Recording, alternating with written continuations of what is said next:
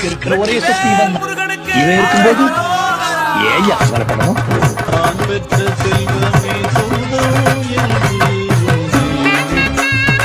எங்க அப்பா எனக்கு உயிர்.